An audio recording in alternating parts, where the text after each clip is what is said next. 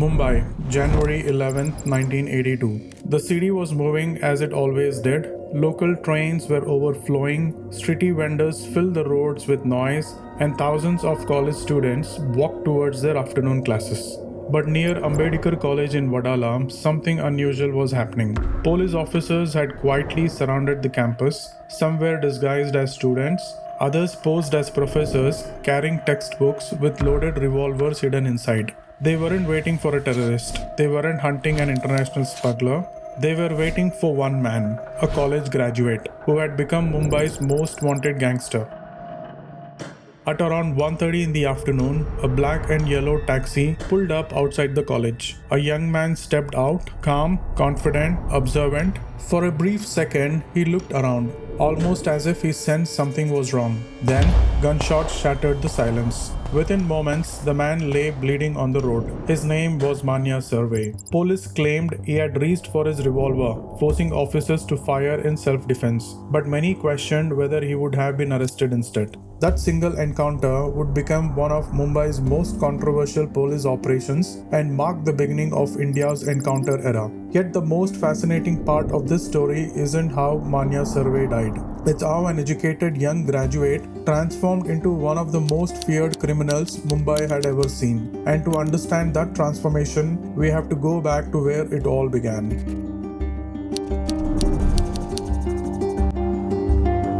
Long before the police knew him as Manya Surve, he was simply Manohar Arjun Surve, born in 1944 in Maharashtra's Ratnagiri district. His family had very little money. Like millions of Indians after independence, they dreamed of a better life.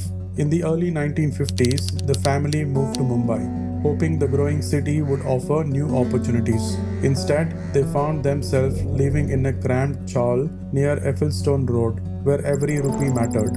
But despite the hardships, Manohar stood out. Teachers described him as bright, disciplined, and eager to learn.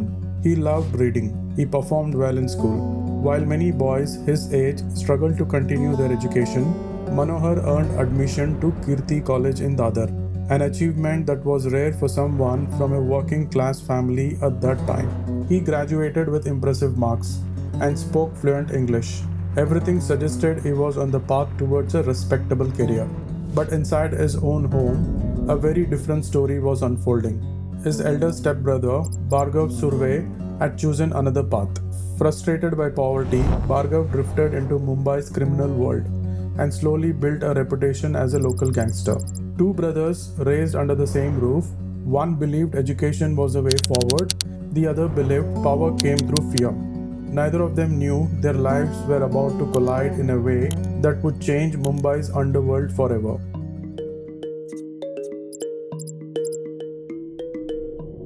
As Bhargav's criminal activities increased, police frequently visited the Surve household searching for him. When they couldn't find the elder brother, they often questioned the younger one. According to several accounts, Manohar was detained and interrogated multiple times, despite having no proven involvement in those crimes. But whether allegations can be independently verified remains uncertain. But those repeated encounters appear to have left a lasting impact. Slowly, the young graduate began feeling that society no longer saw him as an educated man. Instead, he was simply viewed as a gangster's brother. Even after college, he remained connected to people within Bhargav's circle. Among them was a close friend named Suresh Desai. In 1969, everything changed. A businessman named Dandekar was brutally attacked and later died from his injuries. Police arrested several suspects, including Bhargav. Manohar was arrested as well. He insisted he had been wrongly implicated, but the court disagreed. He was convicted and sentenced to life imprisonment in Yerwada Central Jail. Overnight, his future disappeared. The graduate who had once dreamed of building a respectable life now entered one of Maharashtra's toughest prisons. And behind those prison walls, Manohar Surve would slowly disappear. In his place, a man called Manya Surve would begin to emerge.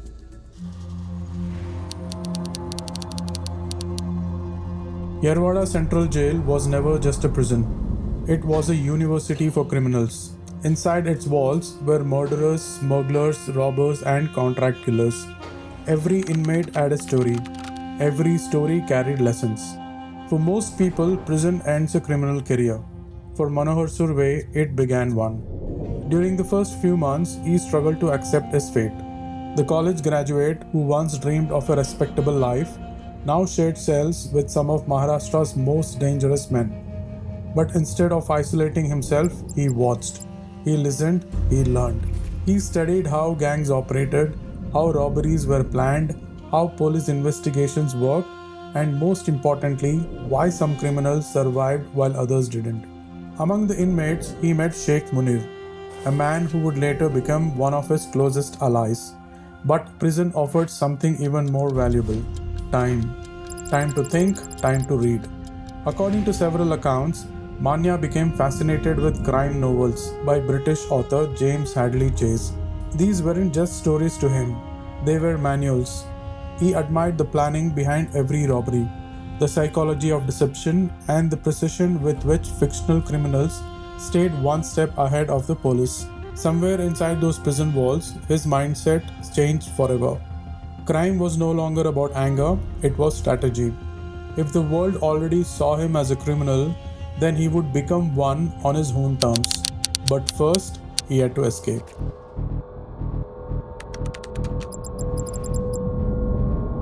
By the late 1970s, Manya had spent nearly a decade behind bars. He knew every routine, every guard, every weakness in the system. He also knew that forcing his way out was impossible. So he chose something far more powerful: patience. According to multiple accounts, Manya began refusing food. At first, prison officials dismissed it as a protest. But as the days passed, his condition became critical. Doctors warned that he needed urgent medical treatment. Fearing that a prisoner might die in custody, authorities transferred him from Ratnagiri jail to a government hospital. It was exactly what Manya had been waiting for. Unlike a prison, the hospital had fewer guards, less security, and far more opportunities. On the night of 24 November 1979, the plan unfolded. Two trusted associates arrived pretending to be visitors. Within seconds, chili powder was thrown into the eyes of the escorting policeman. Blinded and confused, the officers couldn't react in time. Before anyone understood what had happened, Manya Surve had disappeared. By the next morning, newspapers across Maharashtra carried the shocking headlines: an educated life convict had escaped police custody. For Mumbai Police, it was an enormous embarrassment. But they were about to face something far worse, because Manya wasn't planning to hide, he was planning to build an empire. And unlike the gangsters before him, he intended to run it like a businessman. Most fugitives spent their lives looking over their shoulders. Manya Surve did the opposite. He walked back into Mumbai with a new identity, a new philosophy, and a plan that would soon make him one of the city's most feared criminals. But Mumbai's underworld already had powerful kings. If Manya wanted a place among them, he would have to take it.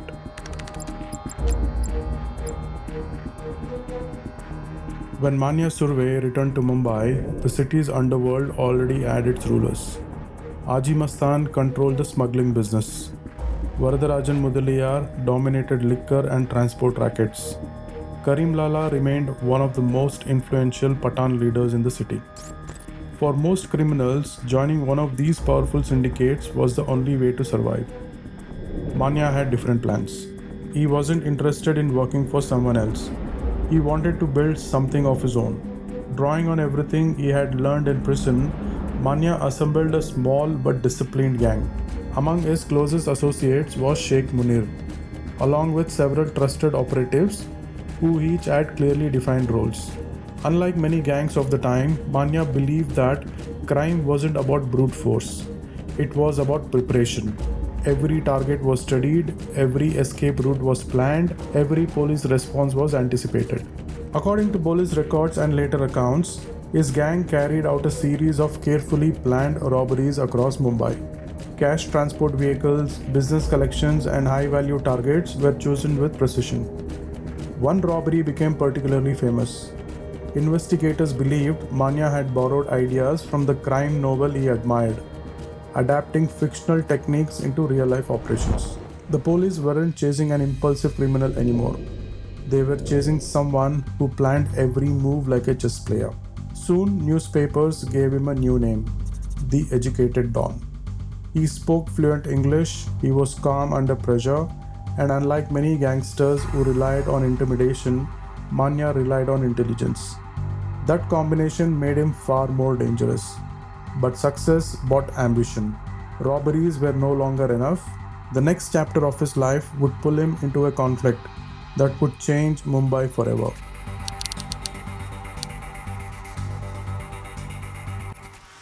Around the same time, another young gangster was rising through Mumbai's criminal world. His name was Dawood Ibrahim. Unlike the older generation of gang leaders, Dawood had much bigger ambitions. He wasn't interested in controlling just a few neighborhoods. He envisioned a criminal empire with national and eventually international reach. As his influence expanded, tensions with rival Pathan gangs intensified. The balance of power in Mumbai's underworld was beginning to shift. Manya Surve wasn't officially part of Dawood's organization, nor was he one of the traditional Pathan leaders. But according to several historical accounts, he maintained close operational ties with individuals aligned with the Pathan faction. That association would place him in the middle of one of the most significant gang conflicts in Mumbai's history. Then came a turning point. On 12th Feb 1981, Dawood's elder brother, Sabir Ibrahim, was shot dead at a petrol bunk in Mumbai. Police investigations linked the killing to members associated with the rival Pathan faction. Over the years, various books and journalistic accounts have also connected Manya Surve to the conspiracy or execution of the attack, although the exact extent of his involvement remains disputed. What wasn't disputed was the consequence. For Dawood Ibrahim, this was no longer a gang rivalry. It was deeply personal. Revenge became inevitable. From that moment onwards, Mumbai's underworld entered a new era.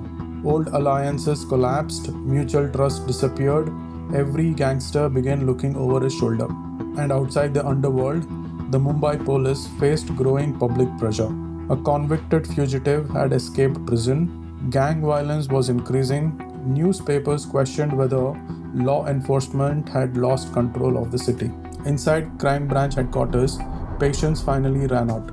Senior officers made one thing clear: Manya Surve had to be captured no matter what it took. Special teams were formed, informers were activated, friends and associates came under surveillance.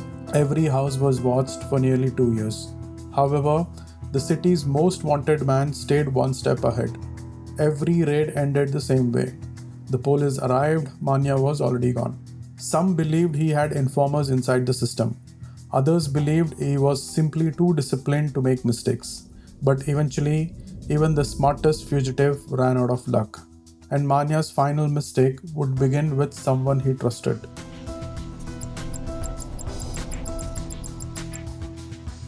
By the beginning of 1982, the hunt for Manya Surve had become more than a criminal investigation. It had become a matter of prestige. For nearly 2 years, Mumbai Police had chased a man who always seemed to disappear just before they arrived. Every failed raid damaged the force's credibility. This time, they couldn't afford another mistake.